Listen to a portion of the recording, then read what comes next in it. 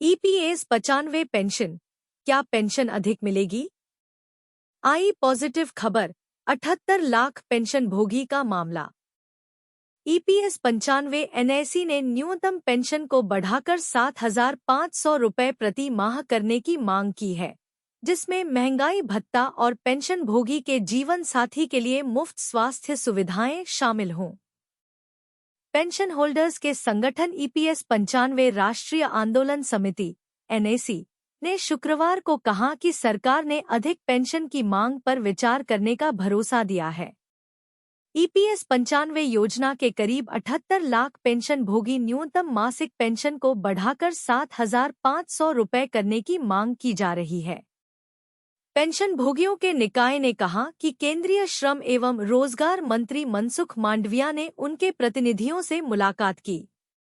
भाषा की खबर के मुताबिक निकाय ने कहा कि इस दौरान श्रम मंत्री ने भरोसा दिया कि सरकार उनकी मांग को पूरा करने के लिए जरूरी कदम उठाएगी। सिर्फ 1,450 रुपये की औसत मासिक पेंशन मिल रही। खबर के मुताबिक प्रतिनिधियों से मुलाकात बुधवार को राष्ट्रीय राजधानी में ईपीएस 95 एनएसी के सदस्यों द्वारा आयोजित विरोध प्रदर्शन के बाद हुई। देश के विभिन्न स्थानों से आए सदस्यों ने यहां सरकार के खिलाफ विरोध प्रदर्शन किया और केवल 1,450 रुपये की औसत मासिक पेंशन के बजाय अधिक पेंशन दिए जाने की मांग की। निकाय ने कहा कि लगभग 36 लाख पेंशनधारकों को प्रति माह 1,000 रुपये से भी कम पेंशन मिल रही है। बुजुर्ग दंपति का जीवनयापन भी मुश्किल। समिति के अध्यक्ष अशोक राउत ने कहा कि श्रम मंत्री मनसुख मांडविया ने हमें भरोसा दिया है कि सरकार हमारी समस्याओं का समाधान खोजने के लिए गंभीर है। उन्होंने कहा कि प्रधानमंत्री भी हमारी समस्याओं को हल करने के लिए प्रतिबद्ध हैं। नियमित पेंशन कोष में दीर्घकालिक योगदान देने के बावजूद पेंशन भोगियों को बहुत कम पेंशन मिलती है। मौजूदा पेंशन राशि के कारण बुजुर्ग दंपति का जीवनयापन भी मुश्किल हो जाता है। 7,500 रुपये प्रति माह करने की मांग।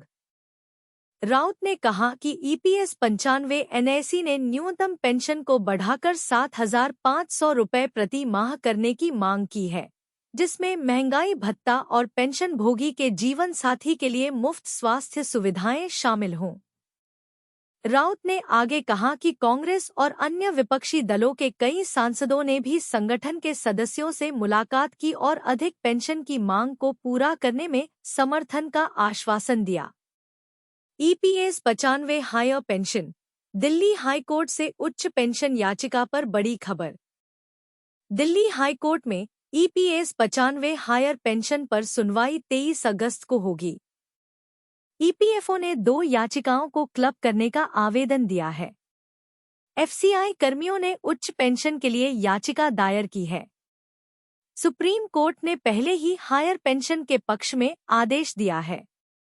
दिल्ली हाई कोर्ट में ईपीएस 95 हायर पेंशन को लेकर बड़ी खबर आई है। कर्मचारी पेंशन योजना 1995 के तहत उच्च वेतन पर हायर पेंशन को लेकर कानूनी लड़ाई जारी है और इसके अंतर्गत पेंशन भोगियों की ओर से 2 याचिकाएं दायर की गई हैं। ईपीएफओ ने दोनों केस को क्लब करने का आवेदन दिया है, जिससे अगली सुनवाई 23 अगस्त को होगी। ईपीएफओ का कहना है कि दोनों केस एक ही हैं, इसलिए इन्हें क्लब कर दिया जाए। भारतीय खाद्य निगम एफसीआई के कर्मियों ने ईपीएफओ के खिलाफ उच्च पेंशन की मांग को लेकर हाई कोर्ट में मोर्चा खोल रखा है। एफसीआई रिटायर्ड फेडरेशन और एफसीआई रिटायर वेलफेयर एसोसिएशन ने इस संबंध में याचिका दायर की है। ट्रस्ट विवाद। ईपीएफओ और एफसीआई के बीच ट्रस्ट विवाद भी चल रहा है। ट्रस्ट के नियमों और ईपीएफओ रूल्स का उल्लंघन करने का आरोप लगाया गया है।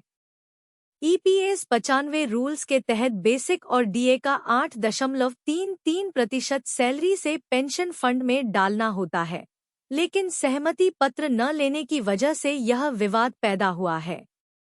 एफसीआई ने 2006 में इस मामले को लेकर ईपीएफओ को पत्र लिखा था, लेकिन निवेदन स्वीकार नहीं किया गया था। सुप्रीम कोर्ट का आदेश। सुप्रीम कोर्ट ने 2022 में आदेश दिया था कि सभी पात्र कर्मचारियों को हायर पेंशन का अधिकार है।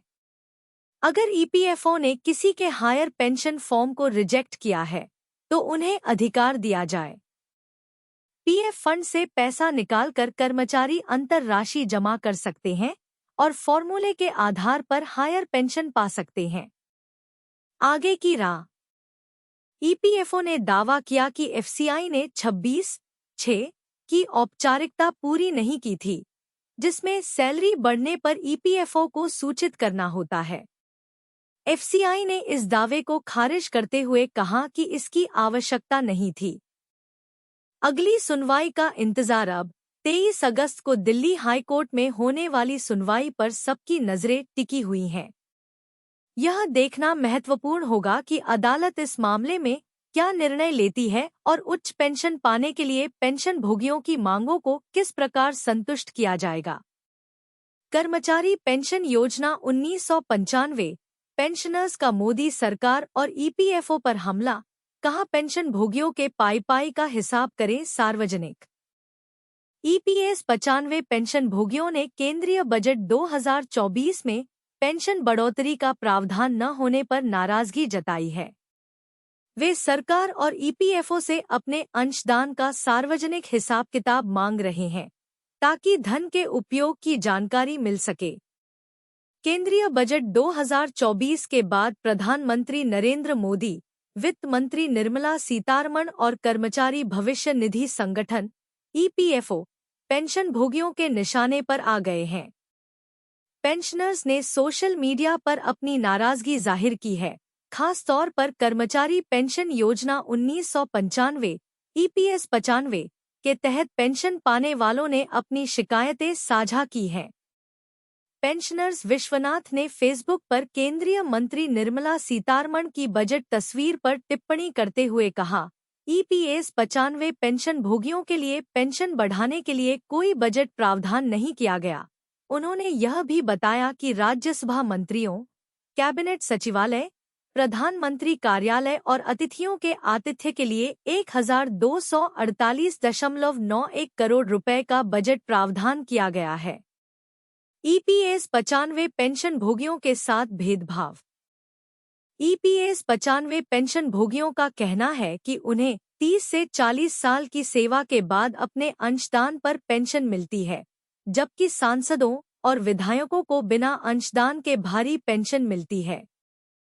पीएम मोदी ने बजट की सराहना करते हुए कहा था कि बजट सभी श्रेणियों के लिए सशक्त है, लेकिन पेंशन भोगियों ने सवाल उठाया कि ईपीएस 95 पेंशन भोगियों की श्रेणी क्या है। पेंशनर्स का आक्रोश। राजेंद्र पी श्रीवास्तव ने कमेंट करते हुए लिखा, बिल्कुल सही, माननीय प्रधानमंत्री ने बजट की सराहना की है, जिसमें सभी श्रेणियों को सशक्त बनाया गया है, लेकिन ईपीएस 95 पेंशन भोगी किस श्रेणी में आते हैं, यह दुखद है। लखनऊ के पेंशनर्स की मांग। लखनऊ के पेंशनर्स ने बड़ा मुद्दा उठाते हुए कहा कि ईपीएफओ से यह मांग की जाए कि ईपीएस 95 में योगदान देने वाले भूतपूर्व और वर्तमान कर्मचारियों के अंशदान का हिसाब किताब सार्वजनिक किया जाए।